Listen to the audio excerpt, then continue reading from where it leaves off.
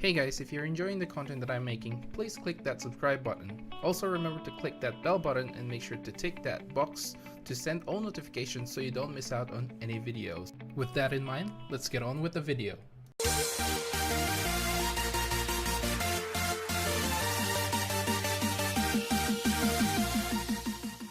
What's up guys, welcome to Monchkinz Gaming, where we take your gaming to the next level. This is Monchkinz logging in to bring you a video about mobile gaming.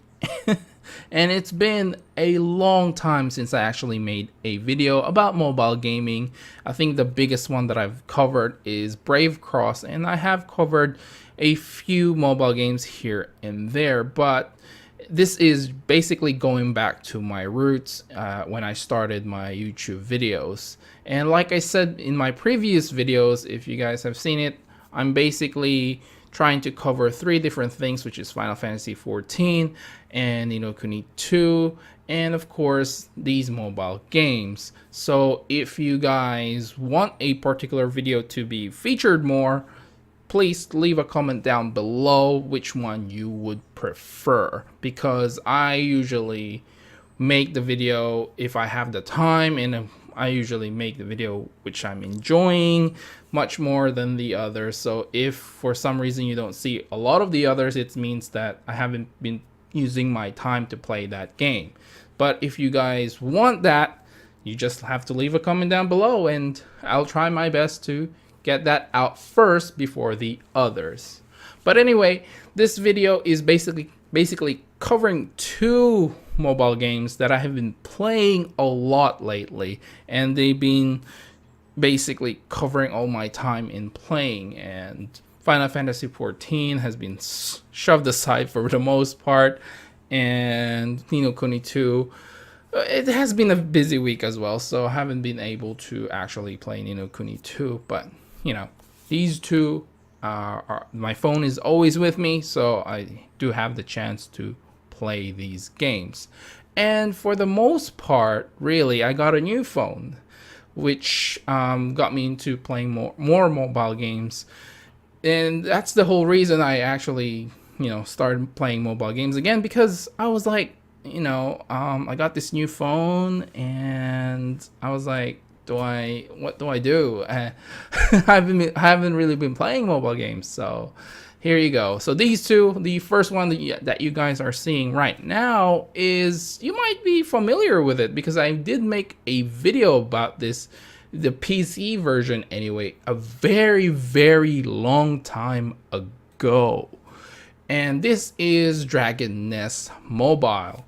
So of course the PC one is just called Dragon Nest, and this mobile game has actually been out for about two to 3 weeks, I would say. And man, there's a lot of people playing this game. The only catch is you can only get this in the C version, which is the Southeast Asia. So for those people who are in North America or Europe, you probably can't play this unless you have a VPN or something or other. So it's a little bit it's a little bit surprising that Australia actually got this game to work, because I was like, oh, it's C only. So I was like, the C version in the PC games, if you guys didn't know, for Dragon Nest was only Australia didn't get that version. The one we got was the NA version, because of some reason. I think initially Australia was part of the C version, and then we got moved to the NA version, which is a lot slower with the updates and all that. And I played Dragon Nest for a very long time in the PC. I think I did almost over a year playing Dragon Nest, and eventually moved on to Final Fantasy 14 because of the slow updates and all that jazz, getting bored, blah blah. But this mobile game is pretty much a dumbed down version of Dragon Nest, which is not saying it's a bad thing, because Dragon Nest never really was like a huge graphic, type of game. Its graphic was okay for the most part, but and it's pretty old as well. So for a mobile game to be able to catch, for the most part, what Dragon Nest looks like is actually okay on my book. So, of course, there are other things as well. If you guys play Dragon Nest, the PC version, you'll notice that in this version, you can only basically get 5 active skills, 1 ultimate, and 2 of your buffs, which is for the most part, when I left Dragon Nest back in the day, you only had really 2 buffs to begin with. So you do get access to those buffs straight away, but you have to basically consolidate or which skills you want. So it's a little bit of give and take, I suppose, to be able to play this. It is an action-based MMORPG, and it's still probably one of the best action MMORPG. And now that it's mobile, it's, this has PvE, it has nests, it has raids, it has PvP. I don't know if I said that again, but it has everything that the original Dragon Nest has, which is quite fun. And unfortunately, it comes down with the pay to win aspect as well, because costumes all have extra stats. And obviously the one that you pay with the premium currency, which means paying with the real money, you actually get a little bit more out of that. So you get more stats, and in most cases, and you get the set stats as well, so it does add up. The good thing is, in Dragon Nest PvP, all the stats doesn't matter. At least that's what it says. And for the most part, I think the only thing that matters is your skill points. But don't quote me on that, because I believe I'm going off by memory here. Back in the PC version, that basically the points that you put in your skills actually mattered in PvP, because there are PvP like related skill bars and and stuff like that. And in here you do get 2 choices as well, so you do get 2 different skill tabs, so you can level one up for whatever you want. Basically, if you want to go with more swordsman like, for example, or if you want to go the mercenary like, or sorry, not mercenary, the swordsman. Basically, you get 2 classification later on, and then that branches out to 2 more. I mean, it all comes down to which skill points you want to put it through. Maybe on one skill tab you want it on the first tree, and you can put all your points in that, and then the second one you can put on the second tree, and then forget about the first tree, which is nice. You have a little bit of choices in the game. And man, this game is just packed with everything that is Dragon Nest, which is a whole lot of raids. Now everything seems to be a little bit more, like I said earlier, dumbed down.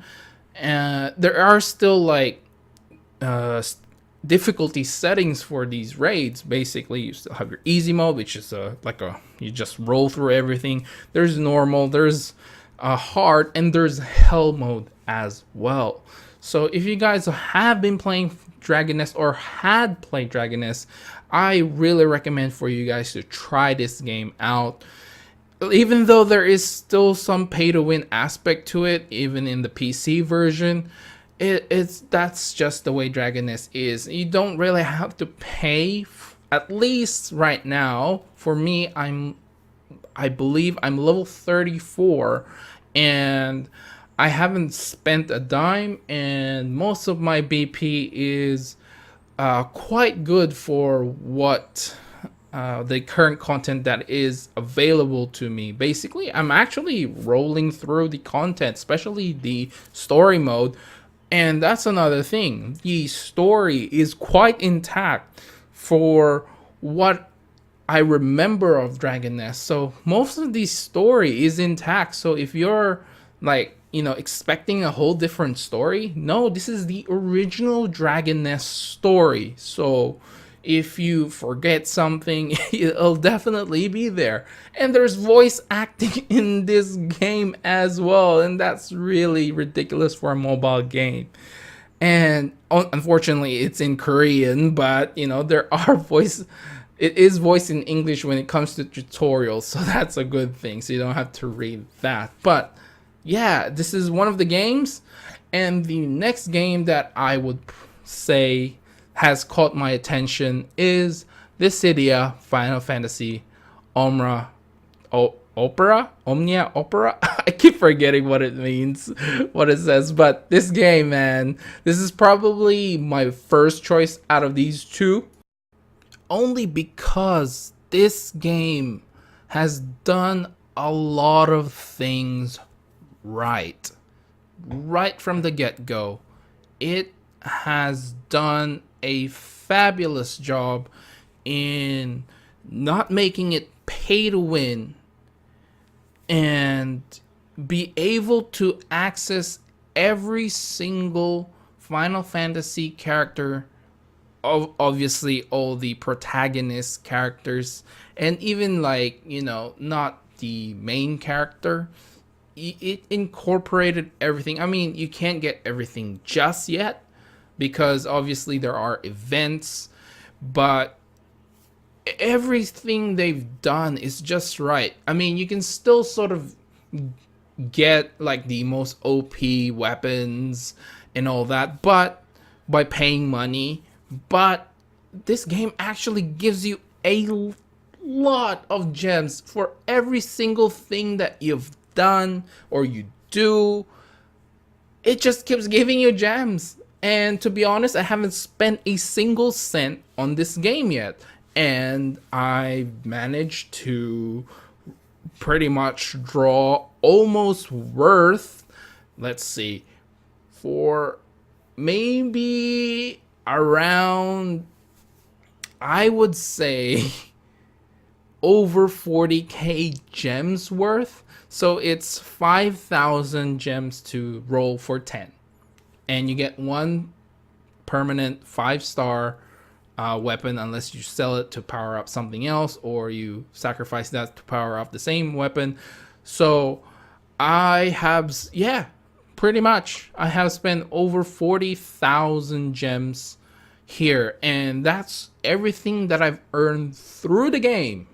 And I just can't believe it. Obviously, maybe later on it'll fizzle out or it'll slow down in terms of getting gems. But after you finish the whole story in normal mode, pretty much each chapter has a hard mode, which means you can get more gems by playing the story or just playing through that again. Multiplayer has multiplayer. There's no PvP. However, there is a co-op sort of raid scenario, or not a dungeon. I wouldn't say that because it's pretty much just like encounters. So every time you meet a new person, you just get more gems, and you beat that event, you get more gems. Event characters, you just need to be level 10 in order for you to actually unlock that character.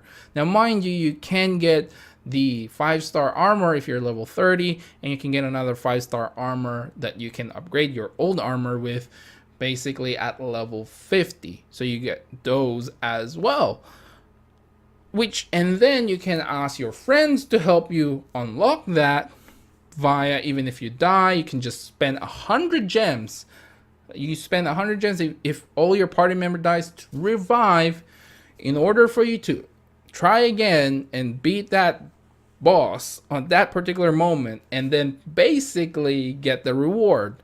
I think it's worth spending 100 gems to revive, because for the amount of gems that you actually get back, it's just insane. That's like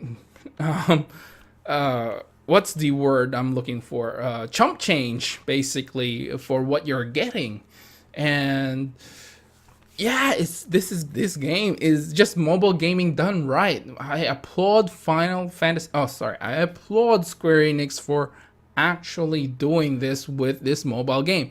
I have had bad experiences with Square Enix when it comes to mobile games, especially with the other Final Fantasy game that they've released, which was, ooh, I can't even forget it.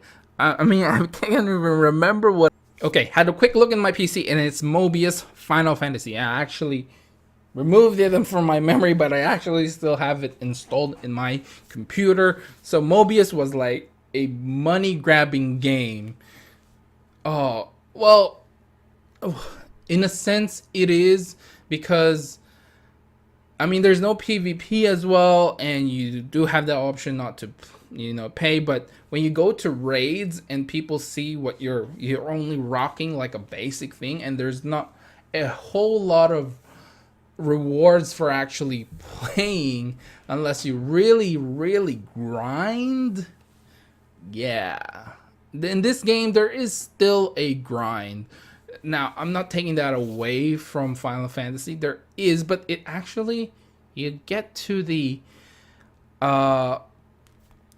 the cap quite quickly if you know what to do, which I think I will make a video about that and things that I've learned through playing this game for the last 3 to 4 weeks. This game has been out for ages, and I'm sure there's a lot of videos out there, but I still want to make that video in order to help like new players that go through my channel and see, oh, you're playing this, and what do you have for me? And yeah, I think Mobius could have been a good game. I don't know if it's good now, because I remember you needing a lot of crystals or whatever the currency was to unlock the latest new job classes, which this game doesn't do. In there, you need the job, you need to unlock the job, and you also need to roll for the freaking cards. In this game, only the weapon and the armor, and you don't even get 5-star armor in the rolls. You actually have to get armor tokens for you, which can be earned in game, in order for you to get those armors. And obviously, you can upgrade your 4-star armor to become the 5-star armor, which is done in game again. So if you put a gun on my head and ask me which one should I play the City of Final Fantasy Omnia Opera. It is probably the best mobile game out there, and there's just so many rewards. And for free to play players, and I'm pro for that. I'm with you guys. The less you pay, the better. And this game just gives you a lot. There's still, it's still a gacha system. It's still a loot box system, but you're only rolling for armor. And if you actually go for the guaranteed 5-star, and for those events, and if you save your crystals for a particular character that you want, it'll come. And I don't know. I feel like this game has done a good job for only having loot boxes for the weapons and not the characters themselves. The characters you can unlock through playing the story, for the most part, and events, which you only need to be level 10 to unlock those characters. So I feel like, yeah, I keep repeating myself, but they have done a good job. So anyway, guys, I think that's it for this video. Remember to click like, subscribe, and share this video if you like it at all. As always, I'd like to hear from you guys what you think of these two games, and which one are you planning to play, or are you already playing it? If you are, you can add me. It's Monchkinz. Just add me and I'll play with you. I'll go to raids with you, and whatever the case may be. For Dragon Nest, I think I am on server 14, And in Final Fantasy, you can just add me, and if you see me anyway, and we'll do some runs. I actually want to do that with other people. I haven't actually been requested to go through anything yet because I've just been basically following random. So what can I do? And what else can I say? But follow me on Facebook and on Twitter. This is Monchkinz logging off, and I'll see you guys in the next level.